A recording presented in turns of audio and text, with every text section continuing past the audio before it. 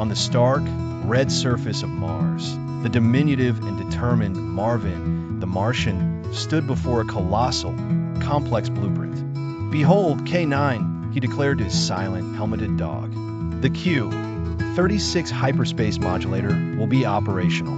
Earth's obstruction of my view of Venus will be eliminated."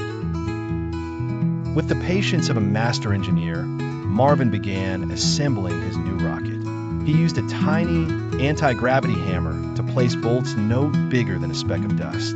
Each piece was placed with precise, calculated clicks.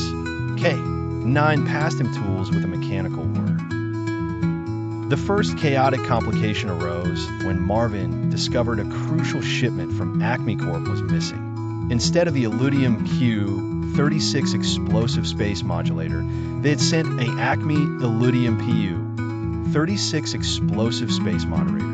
It was a single, giant marshmallow.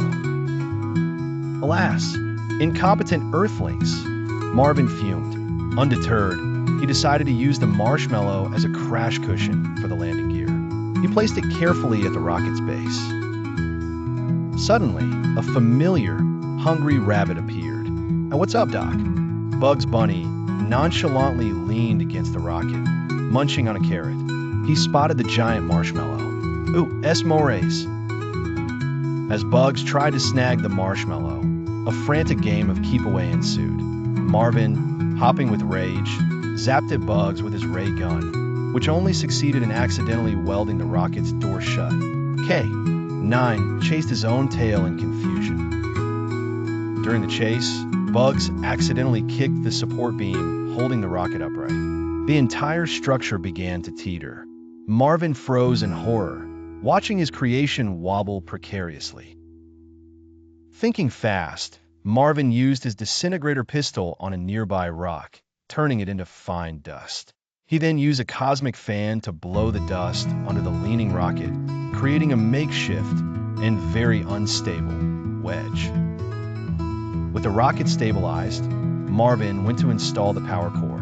He discovered that a family of mischievous Martian microbes had been using the crystal energy cell as a disco ball, draining its power.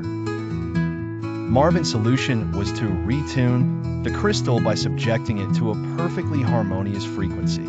He made K9 howl a specific, off-key note until the crystal glowed faintly, much to the dog's clear embarrassment. Somehow, against all odds, the rocket was ready.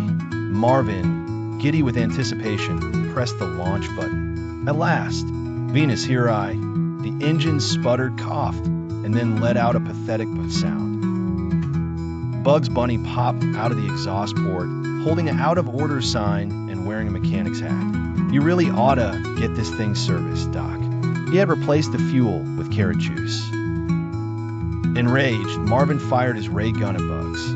The rabbit ducked, and the beam hit the carrot juice fuel tank. The rocket didn't launch. It instead began to violently churn, producing a massive cloud of orange, frothy exhaust. The Martian sun reacted with the carrot juice, causing it to rapidly ferment. The rocket began to swell and bubble like a baking loaf of bread, creaking and groaning under the pressure.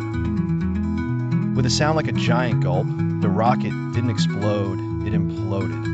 It shrunk down into a tiny, perfectly crafted, but utterly useless metal marble. It rolled gently to a stop at Marvin's feet.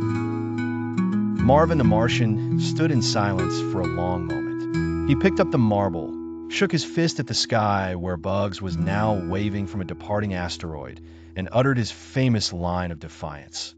"Where's the kaboom?" There was supposed to be an earth-shattering kaboom. "This means war."